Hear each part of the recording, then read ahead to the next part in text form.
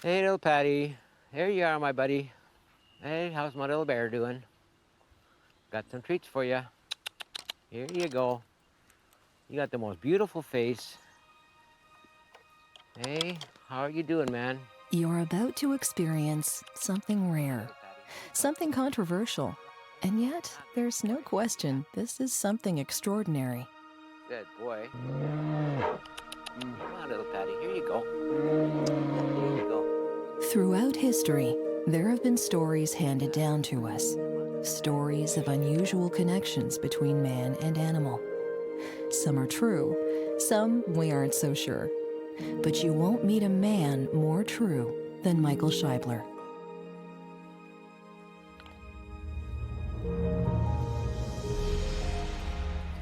Want to go digging in there, hey? We do offer rides, bareback bear rides. $500 for a female and $1,000 for a male. That includes the coffin.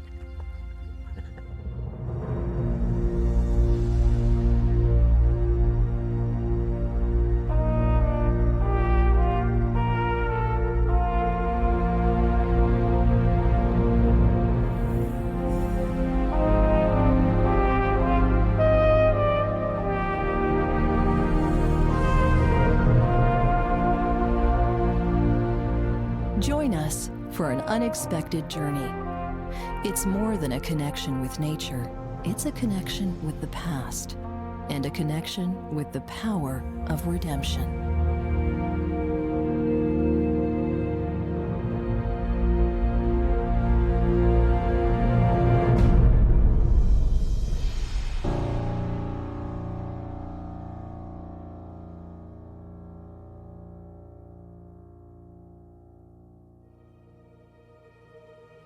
Near the shores of the Rainy River in northwestern Ontario lies the little town of Emo. Population of about 1,300, including Michael and Betty Scheibler, a dog, a cat, a raccoon, a pigeon, a wolf, lots of deer, and of course, the bears. In 2002, Michael and Betty bought 320 acres of this land. They had big plans. Michael, a landscaper by trade, dreamed about building a golf course here and a motocross track for bike enthusiasts, something to support themselves and live out their dream of living off the land. But little did they know there was something unusual about this place. They got a hint shortly after they moved in. One day, Betty was here with her youngest daughter. We were looking at things. We were renovating and trying to make it our home. And so we were in the bedroom. I just put in the screen door because it's plastic screen, and this great big male bear is walking up. And her daughter, Tricia, was saying, "Hey, Daddy," and it's a big male bear, like the size of these guys you saw here this morning. And I'm going, "Oh, you guys," and the bear coming, and he sticks his nose up against a plastic screen, okay? And Tricia, she just kind of sticks her knee over to him against the screen, and he's sniffing her knee, and I'm going, "You guys are nuts." Hey, okay? So we put some food out for him. So now this bear's been fed. Tricia goes home, and Betty goes to work. So now guess what? I got to feed the bears. I know nothing about feeding bears. I got no training. There you go. I just throw it. There you go. It was my introduction into the bears. The next year, 13 showed up, and a bunch of deer we had in the wintertime. We're up to 70 to 100 deer a day in the wintertime here, and we're up to almost 60 bear now. It is really neat, really. I've always had a love for animals, always. And like my dad always brought animals home that he found orphaned or wounded or whatever. And so I kind of grew up in it.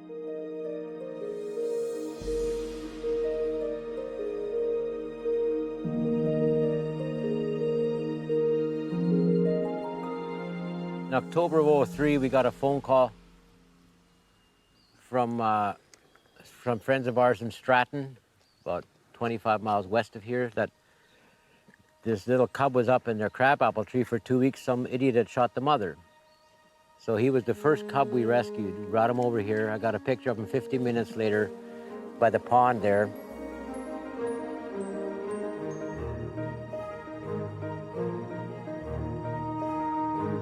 day we brought him home, I was sitting at the cage that we had him in, talking to him softly, telling him, you know, what a cute little baby you are, you know, and I was trying to feed him stuff through the mesh wire. And of course he was scared and he was growling and he was making sounds and, you know, he didn't want to have nothing to do with me. From that time on, even like the following year when he come back out of hibernation, I was the one that seemed to go out and feed him. Mike got some pictures of it and whatnot.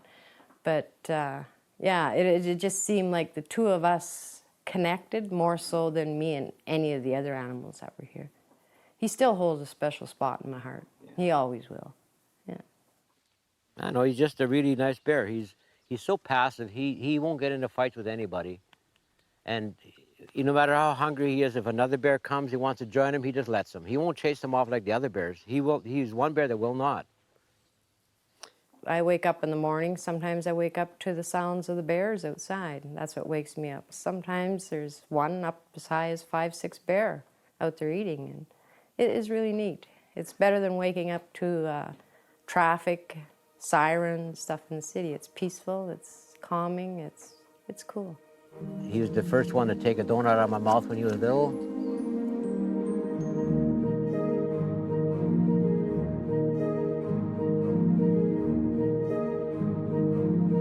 As he got bigger, every fall he'd bring cubs with him. I mean, it's odd that a male bear would bring cubs. They're supposed to kill them, everything I'd ever learned. And one year he brought 5 cubs. Either they're orphaned or abandoned. We don't know where he picked them up. He'd bring them to the troughs. They ate. He laid down while they ate, then he'd eat, then they all go. Betty, my wife, wondered if perhaps he knew what it was like to be an orphan. We don't know what's going on in his head, but it was those instances and other things that were happening here why I remembered somewhere back in my youth either hearing a scripture or having read it, something about a bear and a calf and a lion and a kid. And so I started researching my Bible and I found Isaiah 11. And so I believe that this was a foreshadow of what's coming. It's not here yet, but it's a blueprint of what's coming in that day when all will be at peace. The lion will lay with the lamb, the bear will graze with the calf, as I've got written there, and a child shall lead them. So I'm like a child, I'm leading them because I may be 58 years old, but my head, I don't think it's gone past my teens yet. You know? Let's go get Destiny, yeah. Michael calls his little piece of paradise the Isaiah 11 Wildlife Rescue and Rehab Sanctuary. Isaiah 11 refers to an ancient prophecy from Scripture. The wolf will live with the lamb. The leopard will lie down with the goat. The calf and the lion and the yearling together, and a little child will lead them. The cow will feed with the bear. Their young will lie down together, and the lion will eat straw like the ox. Michael believes that this ancient prophecy might just be coming true right here in his backyard. Some snails here. That's pretty cool, these two playing here. Sanctuary is not just in the name of this unusual place. It's a special word for Michael. A sanctuary for the injured, the abandoned, the orphaned. Well, every year, the third weekend in August, they have what's called the Emo Fair. And I get a call the day that they're setting up from this guy, telling me he's got a raccoon he's been carrying with him for 2 months. He's trying to find a place to bring her because they just live in a trailer with him, traveling all over the place. And wondered if we could take care of her. So I said, I'll be right down, picked her up. Heard the story of where they found her in a campground, almost dead, just barely able to navigate at night. Figured the mother had been hurt, and he did a great thing. He did call the government. They insisted that it was illegal for him to have her, and that he bring her down so they can give her a needle, put her down. He said, no, that ain't happening. And so picked her up. And I told the daughter, who was 15, I told her that I'm going to call her Destiny because of all the different things that had to happen, all the perfect timing, all these things that had to happen for her to end up here at Isaiah 11. That's the only name I could give her, Destiny. It was her destiny to be here. I give her milk, and all of our raccoons, for some reason, just love butter tarts. So she gets that. She gets raisin bread soaked in milk and corn on the cob. She loves corn on the cob, which I guess is a natural raccoon diet. You're not going under the deck. It's a little too early. She's number 14. 14 raccoons we've rescued and released. Some of them, when they got here, they were so small, their eyes were just opening.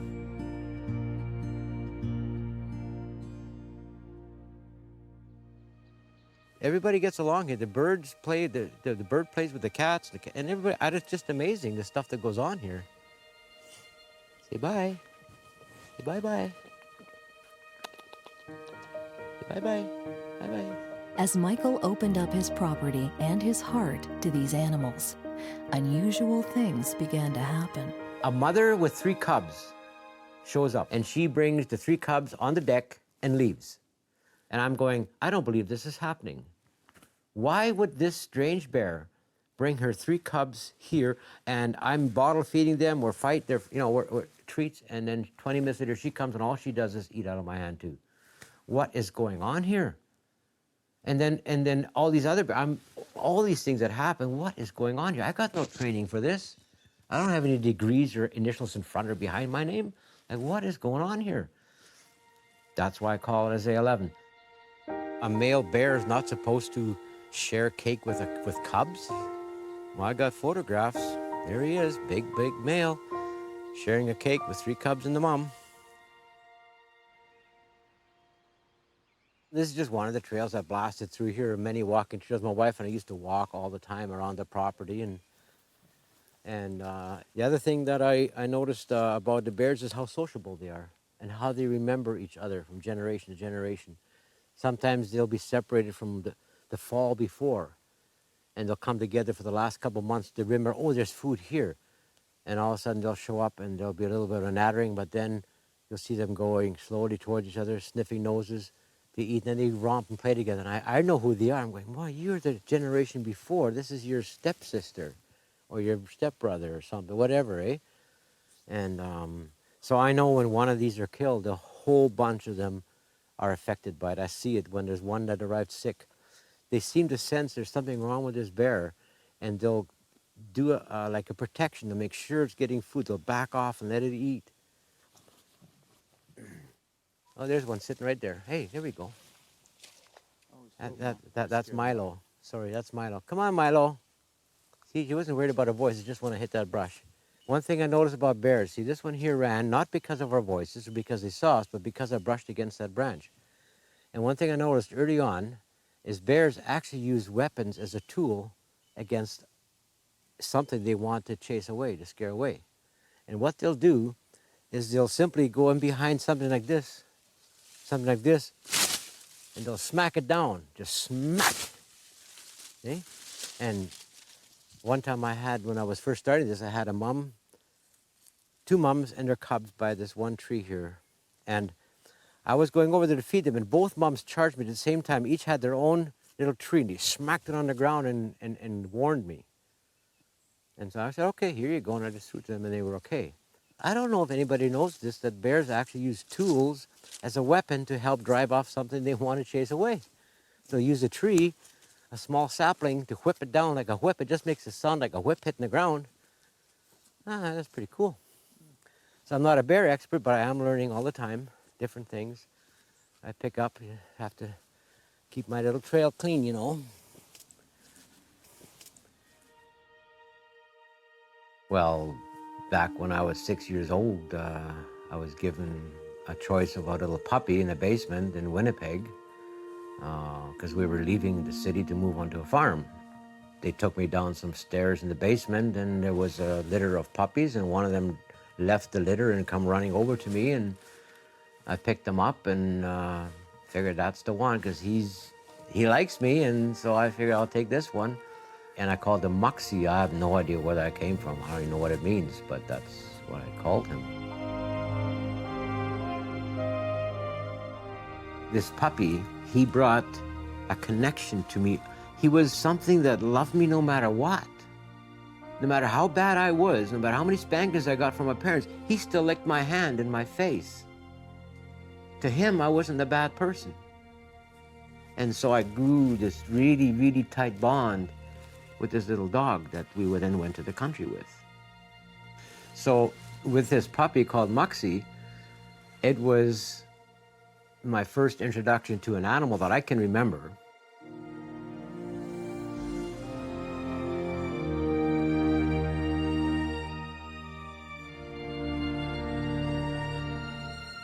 A couple years later, we had some company from Winnipeg, and we had very little food.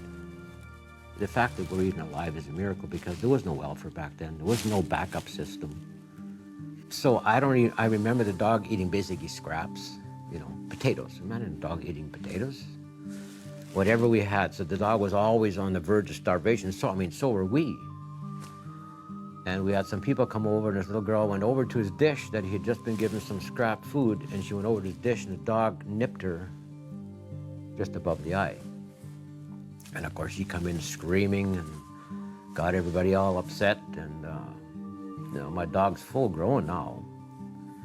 And the next thing I remember, I see my father has my dog on a rope, and he's got the .22 in his hand, and he's walking off into the bush.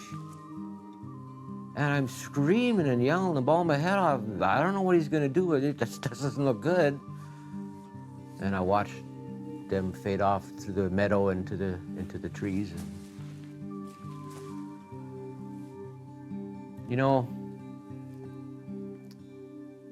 That day was a turning point in my life towards how I saw my father.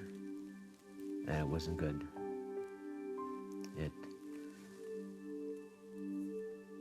A murderous spirit rose up in me that was just so violent. And unfortunately, I took it out on my siblings. I was very cruel to them.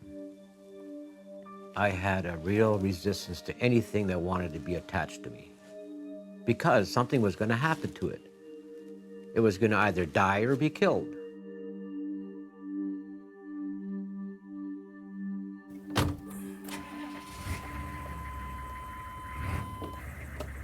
Running Paradise isn't easy. In fact, it's a lot of hard work. There's no such thing as Purina Bear Chow, so 4 times a week, Michael gets in his 1998 GMC pickup truck and makes the 70-mile round trip into town for food.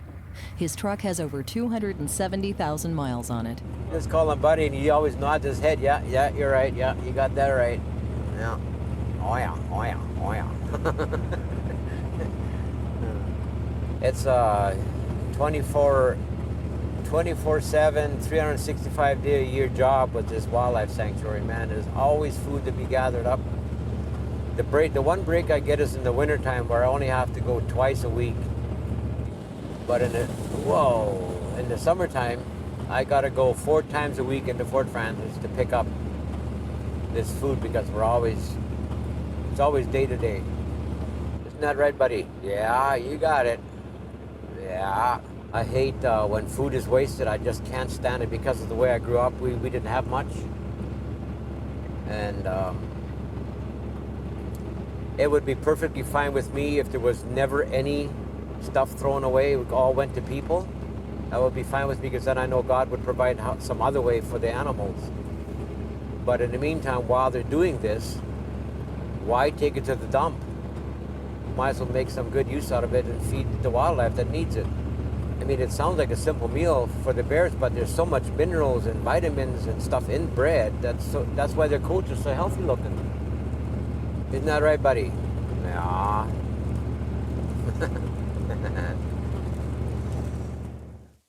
One time I had 2 guys and their girlfriends. They were in their mid-20s, and the girls were in the back. And this whole trip through here, they were laughing and giggling. And I got to about there, and I turned around and said, I realize you guys aren't laughing because something is funny. You guys are laughing because you're scared stiff, right? Yeah. And then one of the girls she said, while we were talking about what are we going to do if a bear comes out of the woods? What are we going to do? I said, well, you can pray.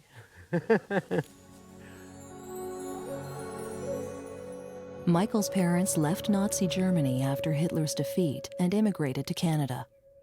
Life was harsh and cruel, and sometimes so were they.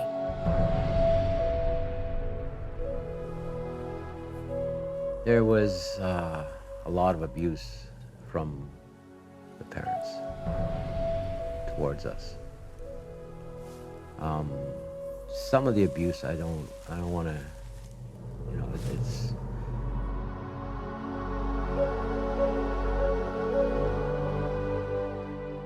from a young age. My sister and I were planning on running away, and actually one day we did. In the middle of winter, we packed our little sleigh, and we were running away from home. We were 5 and 6 years old probably, or 4 and 5, something like that.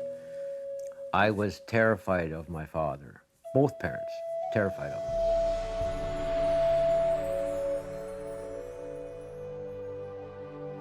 My sister and I, she's a year and a half younger than me. I'm the oldest of 11. If our parents left the house to go somewhere, we would secretively, quietly whisper in a corner of wherever we are, trying to come up with a plan of how we could kill them.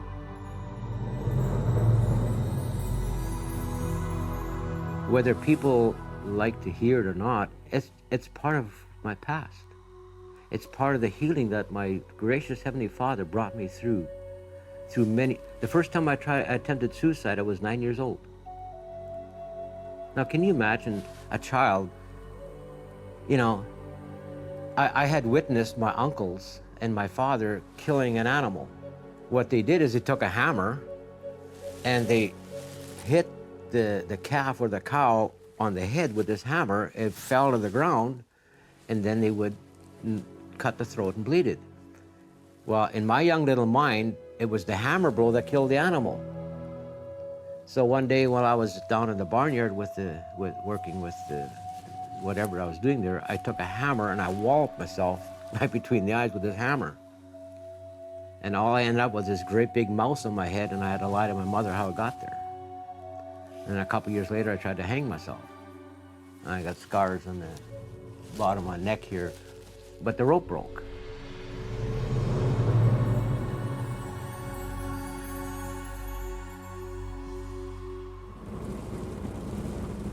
Going to Fort Frances, which is like a 35-mile one-way trip, and picking up at the different destinations, it usually takes me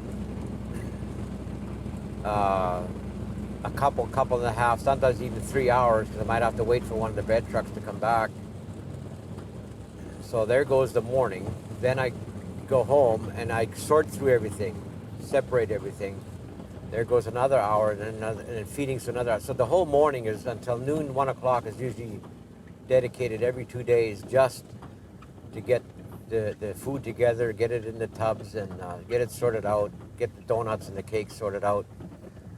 And the donuts and stuff I hold back, they're just treats for, the girl waved at the horns. They love the horns on the truck. Like some people might think that the bears are all they're getting is the sweets and stuff, but they're just the treats. The cakes are held back for the mums with cubs so they can produce milk better, and the donuts and cookies are all held back always for when people show up. And if nobody shows up and I've got pails left over, then I just fire them out there for them. But so the bears, they have an all-around very, very healthy diet. I get them what fruits I can when I find them. They love cabbage, they love lettuce. A lot of times the stores throw it out because it's outdated. When I get milks or yogurts, cheeses, that all goes into one of the troughs there. So they have a good life. This truck has hauled a lot of stuff, man. It's a tired old truck though. She's got 432,805 kilometers on it. The body's falling apart now. And I want a Ford.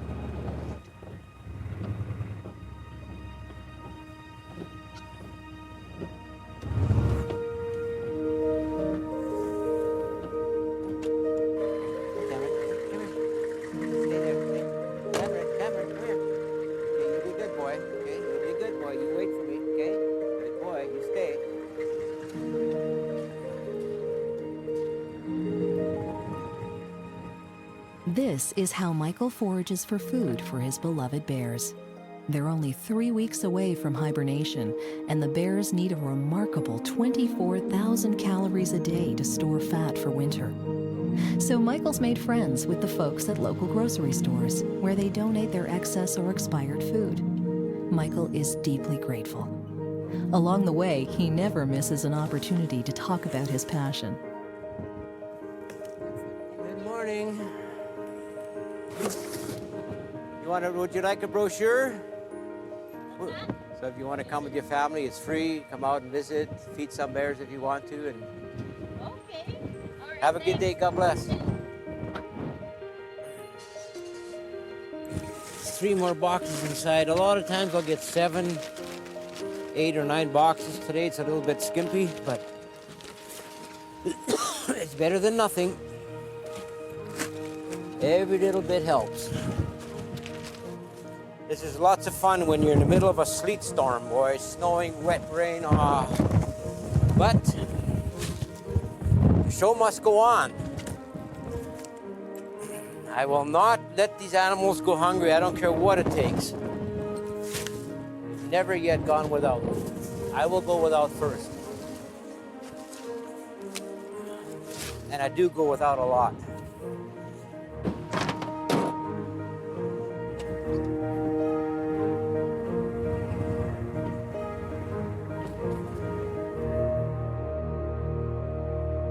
It's been a really neat experience about having what the Bible would call sparrow faith.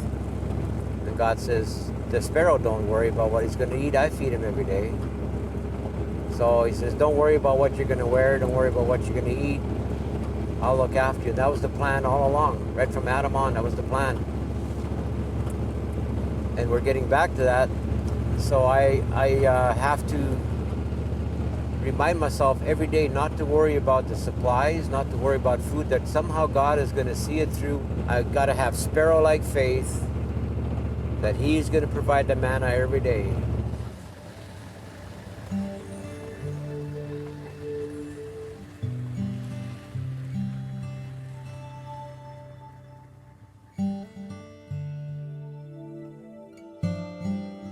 In the spring or summer, we were each given a little duckling, my sister and I, to look after. It was our job to raise it, to make sure they had food, make sure they had water, and we assumed they were our pets. And we treated them as such. We had no idea that they were going to go on the dinner plate when they were bigger. So one day out of the blue, my mother tells me to go down and get one of the ducks and kill it on the chopping block. I was, what? You know? I mean, I didn't say that because you don't question anything. When they said something, you... See, there was no communication in our house except yes or no. You don't ask, you don't question, you just do. And I remember picking up this duck, which is, good size now, and walking what seemed like a long walk from the building where it was in up to the woodshed where the chopping block and the axe were, and apologizing to it profusely. And I said, I don't want to do this. I don't want to kill you. But my mother wants, I don't want to do this. And so then she hollers out, opens the door and hollers again in German, Have you got this done yet? And I'm standing there with the duck. And I said, I don't want to do this. I don't want to kill. And then she started hurling insults at me, cutting me down, being stupid, and you're the man of the house. And do I have to come and show you how to do everything? Kind of stuff, eh? And I refused to do it. And she come over, and she grabbed me and just like this, kind of shook me and took the duck out of my hand, put it on the block, took my hand, put it on the duck, put the axe in my hand, took her hand over my hand, lifted up the axe, and chopped its head off. The second that axe chopped that duck's head off, the fury, the anger, the murderous spirit in me towards my mother now was almost out of control, rage. That is not something you put a child through. A child should not have to kill anything because it'll set the tone in your spirit for years to come. Years. the damage that something like that does. And it damaged me tremendously. I had no regard for life anymore. I came within hairs sometimes of almost killing a human being. I was so enraged. You know, I had so much rage and anger. But that's already when I was left home. I was in a motorcycle gang. That's why this gang took me in, because they realized after a few days of working with their president at the job site what kind of an idiot I was. I hated everybody. I was feared of nothing. In fact, I invited death, but I dared somebody to try it, kind of thing.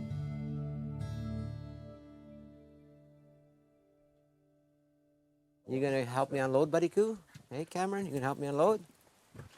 Let's go unload for the bears.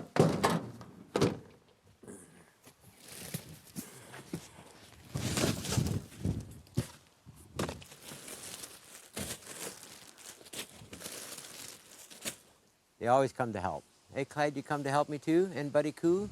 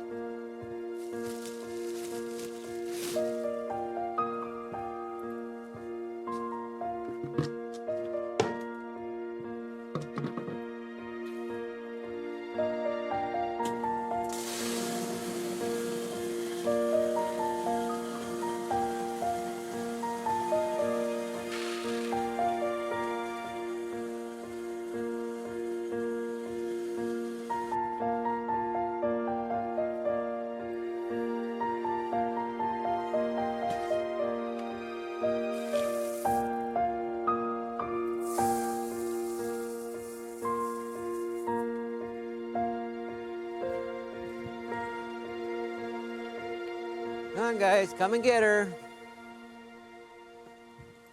Come and get it. Lunch is being served. Come on. Come and get it.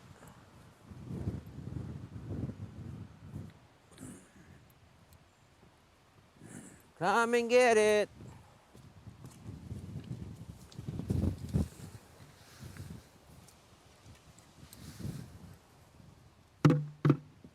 I'll throw the bread on top, then I'll get 2 more pails of chop, throw them on top, then I'll get the grease. Hi there. How are you? Hey there. Come and get her. Come on, here we go. Come and get it. Dump this over here for them. Come on, buddy. Here you go.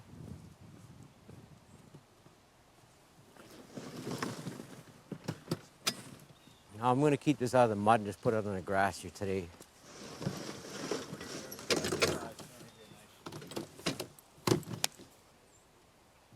That's Panda here. There you go. Here you are.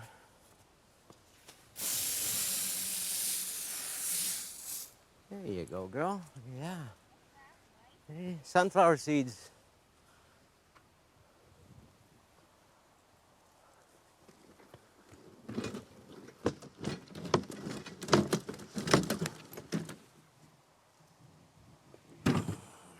I learned bear talk where I can talk cubs away from their mom. What I did is I listened to the moms, the noises they made, watched the cubs, see how they responded, and then I practiced. And then the first time a mom I'd never seen before showed up with 3 cubs, and I practiced that sound, even though they had donuts in the tub.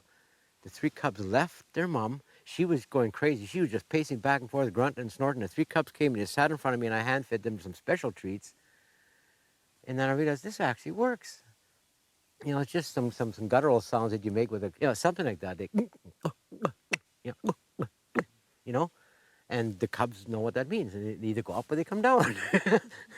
You know, it's amazing. I thought, I just called these 3 cubs from their mother. This is nuts. It was so much fun.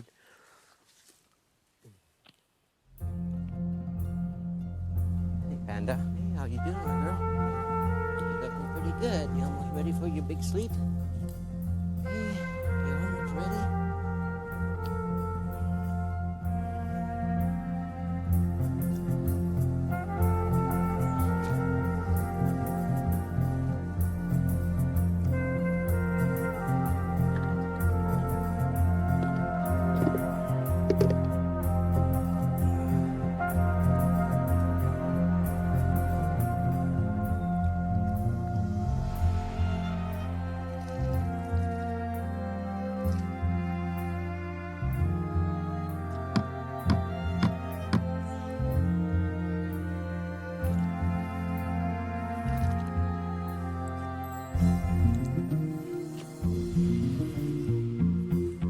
Anybody getting hungry?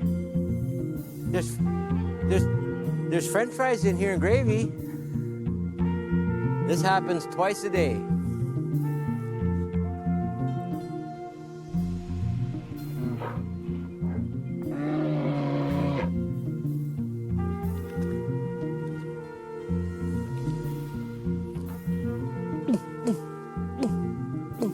Here comes their mom. Ah, Flicka. Hey, girl. Hey, Patty.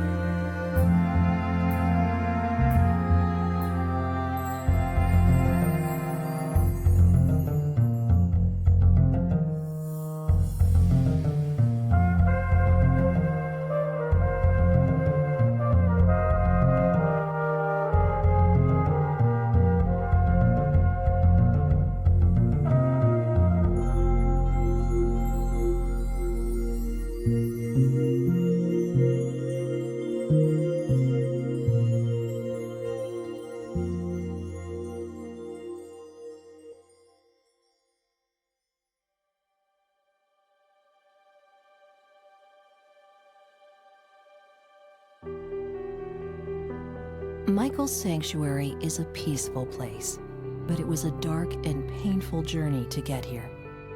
All I wanted was love. I remember one time standing in Calgary at nighttime, all by myself, looking at all the lights in all these apartments and just screaming out to God, if you're out there, why won't somebody just love me? Why? Why am I all alone? Why will nobody love me? Why can't I love anybody? You know, why are you always so angry at me? Because that's what I was taught in church. Lightning bolts, 2x4s. It was so bad that if I hurt myself on a job, I'd just scream out, why, what did I do now? No, just, you know. But that's the theology that I had drummed into me from my parents at home and from the church I went to. That God was a God of judgment and anger and wrath, you know. God was wrath. You are good for nothing. You'll never amount to anything. Famous words of my parents. So you start believing it. And then as the pressure builds, you just want out. You just want to check out. I'm out of here. So I didn't care. You know, all these questions, what is going on here? I want to know, I want to have a relationship with you. I am fed up, sick and tired of religion. I want nothing to do with religion. I want a relationship with my Heavenly Father who says that He loves me. And then through these animals, He's been reintroducing His incredible love for me through them and given me this love for them, this compassion, and then reopened my heart to be also compassionate and more loving to people because I'd written people off. I just had it with people, humanity.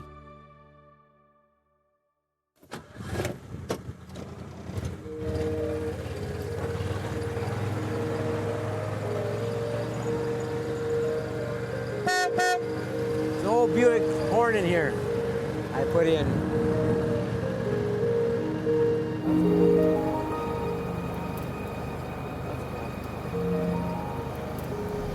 Well, today we're going to go down into about a mile into the bush, an area where I first started logging with the tractor, and I put brush piles together so the bears could use them as dens. And I know of at least one that's used every winter as a den, so we're going to go have a look at it. We should see some evidence of the hole where they go in. If there's any trampled grass or whatever, and you might even see a bear or two. See where the bear have all been active. All the grass is flattened out. Look at that. They're very active in here.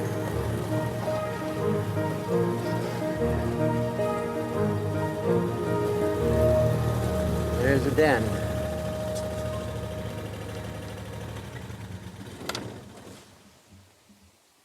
There's the den. The entrance is on the other side of the... Yeah, you can see they've been flattening down trees. There's a lot of action here. There's a regular trail right through here you can see that's used.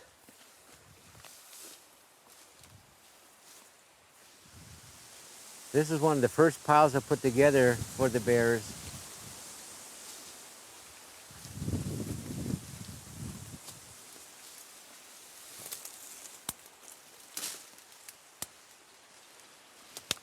You see the hole in here? Okay, that's the hole there. That's where they go in. And it looks like it's been freshly used too. There's some evidence of some fresh trampling going on. Anybody home? Hello? Anybody home? It's me. Come to say hi. Nobody home. But these are the kind of piles I put, I mean, hundreds of these all over the place, specifically for bear. Even when I didn't know that there were bear here, I figured if I make places, if I build it, they will come. And they did. I saw that movie. That was a great movie. Look at all the evidence of the bear all traffic through. Look at all the flattened grass, all the trails. I noticed a few years ago when I was back here cleaning up, I saw that a lot of them, they'll go right in this tall grass, and you can see the areas where they've lain down, see? That's pretty cool. And so when they're buried into that, the flies are harder to get at them. It's cool. It's moisture, swamp, it's moisture, so it cools them down. And yeah, they use this, the whole area is full of sleeping patches. One year, I know that in this grass, one bear hibernated here for the winter. Okay. Because come the spring breakup, I saw in the snow tracks coming out of what looked like a den, but it was just the snow that had crystallized and frozen around him in the grass. And that's when I started realizing bears don't all den up. Only the females that are pregnant den up, or the ones that have their first year cubs with them for the second winter, they'll den up. All the other bears, they'll just back themselves into tall grass like this, you know, and cover themselves and then get snowed over. We have a number of bears that have half their ears froze off the top part because their head wasn't properly buried. Blondie, one side of his one ear, half gone, one side, because he didn't have that head protected well enough. Because they'll just back themselves under a fallen balsam or something or into tall grass and just let themselves be snowed over. Bear in the tree. A couple of them, one to each tree there.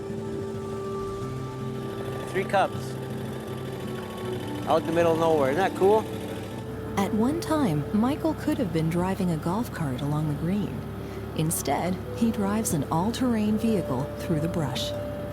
He's been feeding and caring for the bears every day for over 8 years. It's hard work, but it's no chore for Michael. To him, it's a reward.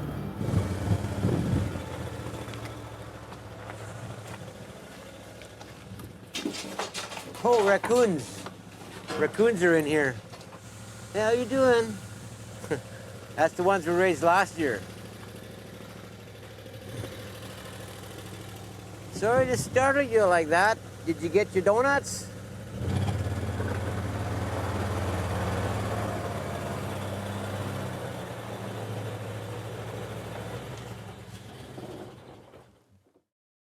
I remember going to the Winnipeg Zoo, being fascinated, but also it wasn't very long and I felt sorry for those animals being caged up in these places like this, and I wanted to set them free. So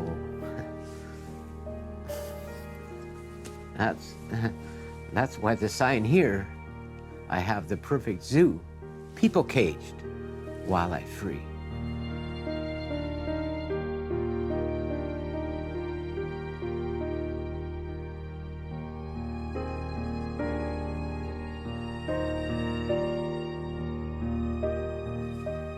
I couldn't understand why people would want to put these big animals in such a dirty little spot. They were just pacing. I knew that they were unhappy. And so when I went to the Vancouver Zoo, I tried to plot and I'd plan, how can I set them free? But I realized if I set these wolves and tigers, and they're all going to get killed because they're going to be in the city. Some are going to be shot. I can't just release them. And so I turned away from going to zoos because I couldn't handle it.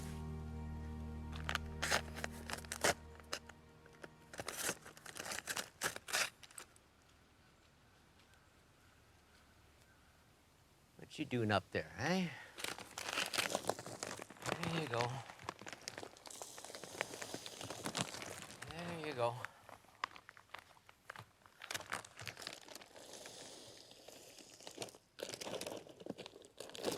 There you go. Come on, Anson. Come on, Lightning. Hey, Milo, come here. There you go. Oops.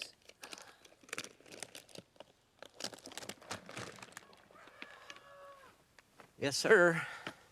So I try to study the characteristics of the bears because that's the only way to remember them. Because when they're cubs, like these cubs, okay, I might be able to tell the difference between some of them, but when they come back next spring, I'll have no clue who they are. So by paying attention to different movements that they make, or how they, just even movement of the head or whatever, I can pin them and say, okay, oh, this is so-and-so. See, I'm still trying to catch up from last year. Just the day I'm going, that's Otis. That's who that is, because him and Milo, I know that's Milo, because we only had a limited amount of black female cubs, and this is the right size, that's Milo. Well, then what happened to Otis? Well, forgetting he'd grow much bigger than her already, and he's now a big male. I'm going, you're Otis. All of a sudden, something clicked where I remembered something that he did, spending a whole summer with him.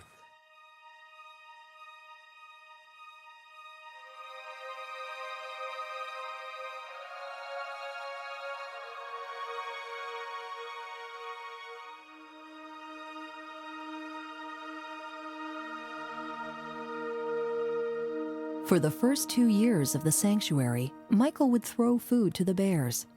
But as Michael and the bears developed a mutual trust in each other, he began to do the remarkable, maybe unthinkable. He began to feed the bears by hand. Here you are. Good girl. That's my Saga. There you go. Come get your cake. Oh, you want to ride the mower?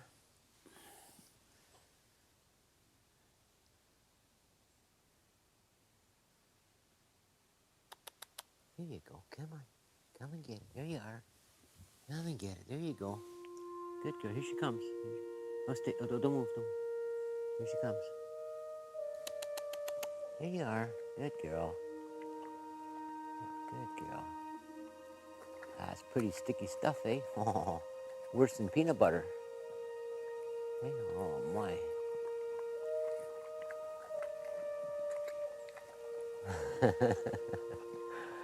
Oh boy, that is so rich, eh? Double chocolate German cake. Only once was I ever afraid. I went out, I took the pail of goodies, and I knelt down, and Big Blondie come up to me, and I'm feeding him, and I heard this noise from my left side, and I thought, what in the world is that? But I didn't want to take my eyes off of Blondie because making eye contact with the bear is really important. So I kept feeding him, and I heard the noise again, only thing it was a little bit louder, and I so much wanted to look to see what this noise was because I could see Blondie was starting to stiffen a little bit. And at the same time, the noise got louder, and Blondie then turned and looked to my left. At the same time, I took a quick look, and here come Mike out of the one building where he had 3 raccoons, I think it was at that time, with a bunch of people, and they were making all these laughing and going on, eh? And I thought, oh Lord, You know, Blondie's looking, and I could tell Blondie was scared, and I thought, oh, okay, if this is gonna happen, it's gonna happen this time, you know, because his whole body was stiff. His front legs were just planted right there. And so I just sat there, and then Mike saw me from when he come out of the building, and then he had everybody quieting down, and everything just went still. Blondie relaxed. He didn't take no more donuts or nothing, but he just kind of relaxed, and he took about 2 or 3 steps backwards, and he went back into the bush. I thought it was a sigh of relief, and I thanked the Lord for that, because I knew just one swat, and that was the end of me. There's Blondie. Hey, Blondie. There's our alpha male. He does all the breeding. Blondie is the father to all the cubs you see. All 18 of them. Looks like sometimes the black genes were stronger than his. Hey, Panda. Hey, girl. There you go. Come on, there you go. Come on. There you go. Good girl. There you are. She's pregnant and gonna have babies here next spring. Hey, how many are you gonna bring me? There you go, girl. There you are. There you are. Good girl. Oh, yeah, good stuff. I'm coming, Tisha Pay. I'm coming. Here you go, girl. Good girl, yeah. Good girl. There you are. Good girl. Good girl. Hey, Milo. There you go, girl. Good girl. Yeah, you're such a good bear, aren't you? Yeah, you're such a good bear. Yeah.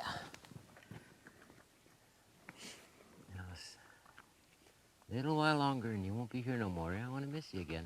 Yeah, you bet. There you go, sweetie. There you go, buddy. There you go. Good boy. Yeah, it's coming, it's coming. There you go, Milo. There you go, buddy.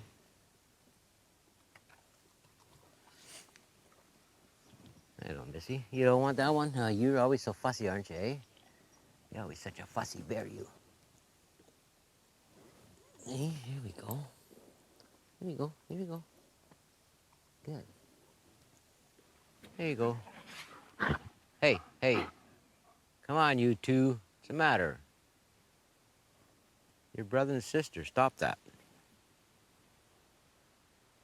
This is Isaiah 11. Behave yourselves. Even though bears chase each other around here, I've never yet seen one attack another bear with killing in mind. It's just a warning. This is my territory. This is my space. This is my food. This is my cubs. and they may just reach out sometimes, and one of their claws will hook, and they'll do a little rip, but that's all. They'll never have a fight to the death. But I've just never seen that. There you go, see? Oh, you're hungry today. You know bad weather's coming, don't you, eh? Might not see you for a couple of days.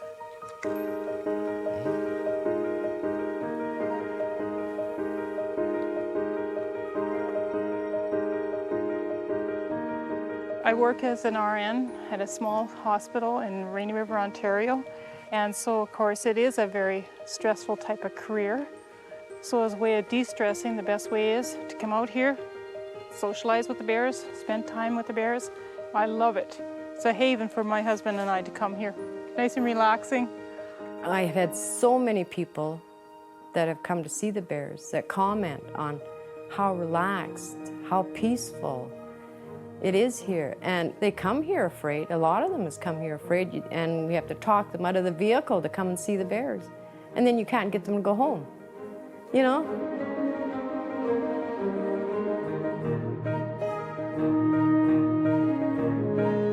You can't go 3 or 4 blocks down the road and see somebody else doing this same thing, eh?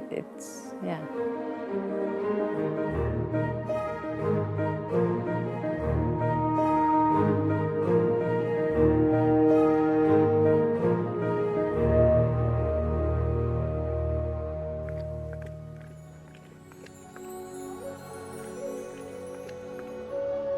Well, we have critics near and far.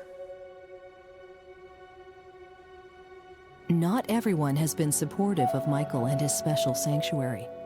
While many people would have no problem feeding wild birds from a bird feeder or putting food out for squirrels or any other wild animals, some critics believe it's morally wrong to feed the bears. Like, about why you shouldn't feed the bears, because we should let Mother Nature take its course. We're supposed to be caretakers. So I'm just taking care of my little spot of creation, is all I'm doing. And that my feeding of these animals is to help them to survive. What is so wrong with that? Why are you so upset? Well, these bears are gonna go kill people. No, they're not.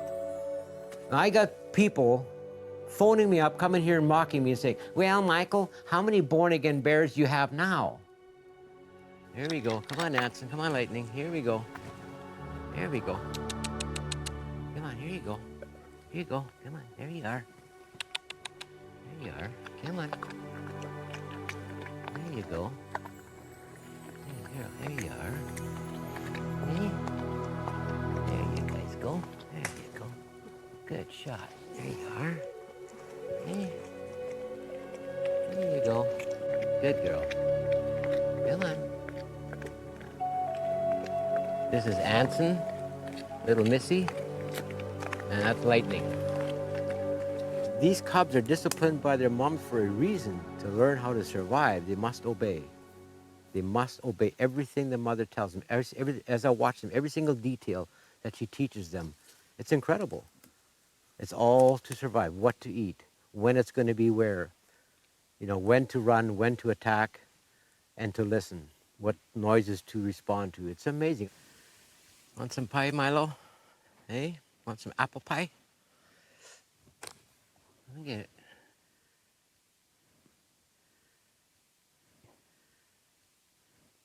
Her and Otis were abandoned by their mother in the middle of May because that bear Chocolate came around and he was determined he was going to breed her even though she had just newborn cubs. And I called them Milo and Otis because of the Walt Disney show, The Incredible Journey, and I thought, these two guys are kind of lost, Like all these cubs, we got 18 of them here, 18 little ones this year. They're all going to be in for a nasty shock come next spring. About May, the mothers will start driving them off. We're going to have a whole yard full of confused cubs not knowing why their mothers don't love them anymore. The cubs will go up, they'll be way up on top of those trees, laying out atop of boughs, sound asleep. A nice little breeze, and the mom sometimes will lay down at the bottom and sleep with them, or they'll go up the tree part ways and sleep with them, or they'll just leave for hours. This year we have 18 cubs. 18 cubs. I had a bear come here so sick, about a 3-year-old, and it was just about dead. But I already knew what to do because I realized it was antifreeze poisoning. I had learned from a guy when the first cub arrived, and he told me, I was just starting this was only the second year, I was still throwing food. And he said, well, it sounds like antifreeze poisoning to me. Get some raw eggs, cook up some oatmeal, and put cream in it and everything else, all the rich stuff you can get, and then separate it from its mother and give it to it. And I said, I'll get right on that. What do you mean separate the cub from its mother? You nuts? Well, I did manage to pull it off. I kept the mom and the 2 eating cubs busy, and then I went over and gave the pot, and he ate the whole thing. The next day he didn't show up, and I thought he was done. But the next day he came, and he's one of our bears. In fact, he's the bear we call the Big John. Yeah, Charlie came here, he's been with us 4 years. I'm guessing he's about 7 or 8. And last summer he arrived with a gunshot wound. I talked to some people about that, and they said that there are guys around here who just love to gut shoot bears and let them run off and die whenever. They just gut shoot them just for the sake of it, for the fun of it. Obviously he didn't hit any vital organs, and he's made it. Hey, Charlie? Yeah, boy. Now this year you can't see the entry wound anymore. The hair's all grown or the skin's growing back because it's just a small little hole. But that side was a horrible mess. What? He's about 600 pounds, this boy. Hey, Smoke, here you go, buddy. There you go. Good boy. They're naturally grazers.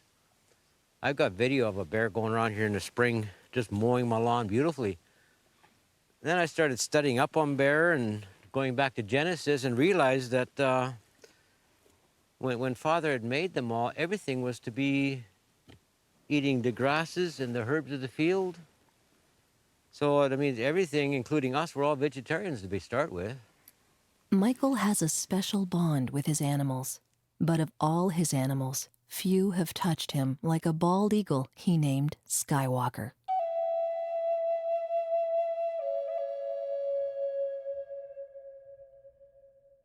Although it's illegal to keep a bald eagle in captivity, Native Americans are exempt. And so, when a local Indian tribe found an eagle that had been shot, the First Nations police called Michael for help. Michael began to care for the injured animal, and slowly, day by day, he nursed the eagle to life. I sat up here till about midnight journaling everything that happened in detail while it's all still fresh. July the 7th, 2010, in memory of Skywalker the eagle.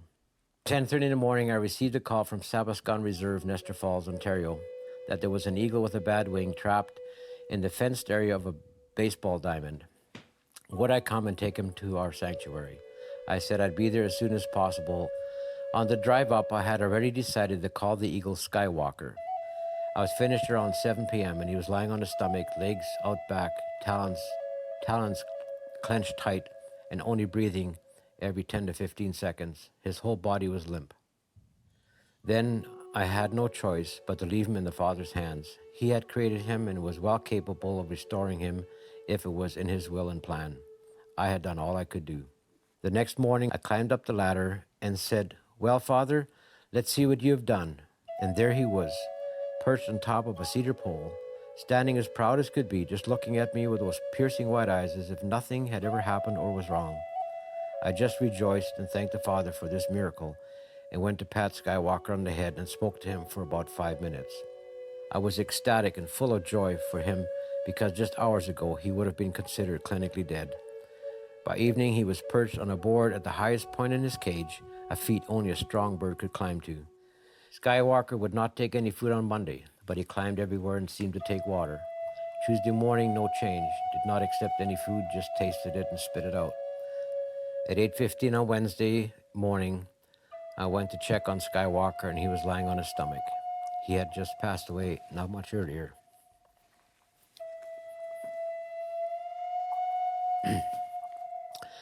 I was devastated and asked God, why? I petted his head as I knelt by him and apologized that I had not done more, and I wept over him. I was devastated and sobbed so hard and so long that I was weak and barely able to walk to my truck and drive the 30 miles to town. At Walmart, I picked up a replacement bottle of peroxide from my neighbor, and while at the checkout, where one of the ladies had called me over to serve me, we got to talking and I broke down. She told me that God had promised never to give me more than I could bear. I thanked her for reminding me of that scripture, and while I was still crying, she came around and gave me a hug. I got a warm, caring hug from a total stranger, and I thanked my Father for her. After arriving home and unloading, I knelt beside Skywalker again and stroking that gorgeous white head, looking into his beautiful, fierce white eyes, said, "Skywalker, you are free, and I'll see you on that day when all creation will worship the Lamb." I then got up, dug a hole, and buried him. A few steps from your special place, I stopped, looked back, and said, "You know, you will greatly enjoy soaring in the heights of your new sky, Skywalker. I love you dearly, and I'm truly grateful that God saw me worthy in trusting me with you." Isaiah 40:28-31 promises me that I, too, will one day soar on wings like an eagle. I'll be seeing you then. Skywalker, my heart is heavy, but I cannot allow it to break. You saw all the others God has sent me to help. They need me, and I must carry on with my destiny until that day Father says to me, "Well done. Come on home. Your journey that I set before you has come to an end, and now you will start your new one." I must go on. It is now Wednesday, July 8th, and it is midnight. May the peace of God that passes all understanding be with me tonight as I try to go to sleep. This day has been hard. Good night, Skywalker. God created you and said it was very good. Did you know in his word, he mentions eagles 34 times? He is truly in awe and proud of his creation of your species. I will now wear my eagle head necklace again in memory of you. God, please use this to draw people to yourself. Amen.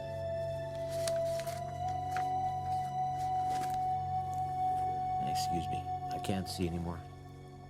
Glasses are all fogged up.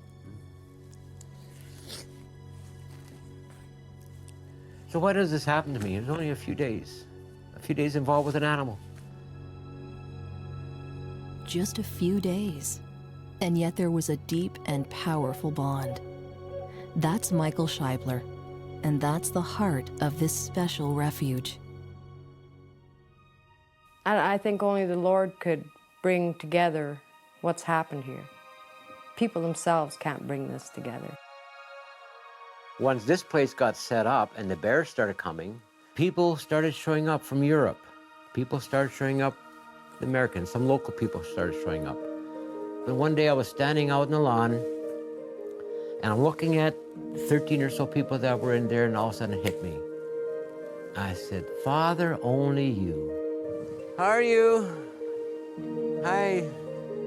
This is more than feeding wild animals. This is about taking a place of personal pain and turning it into a haven for healing.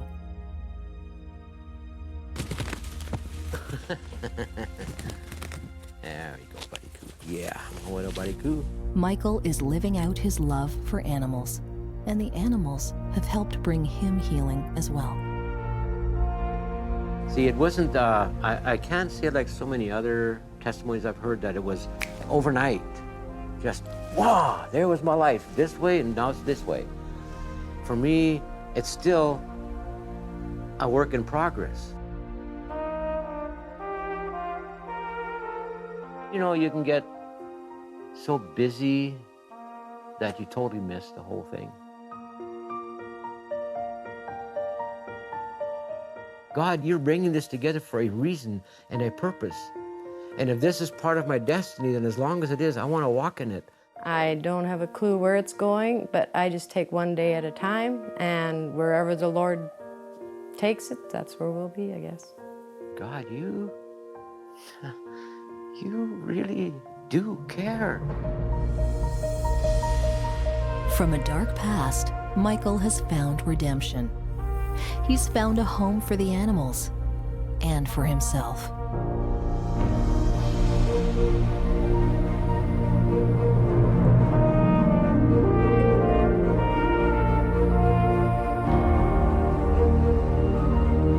I don't care what people think. I'm not going to try to please people anymore because I realize I can't do it. If you want to come up with some negative, I can deal with that. You know, you're not in my space. You haven't walked in my shoes to understand why I understand what I understand. That's okay. God bless you anyway. That's fine. It's an extraordinary journey, an extraordinary place, truly a sanctuary.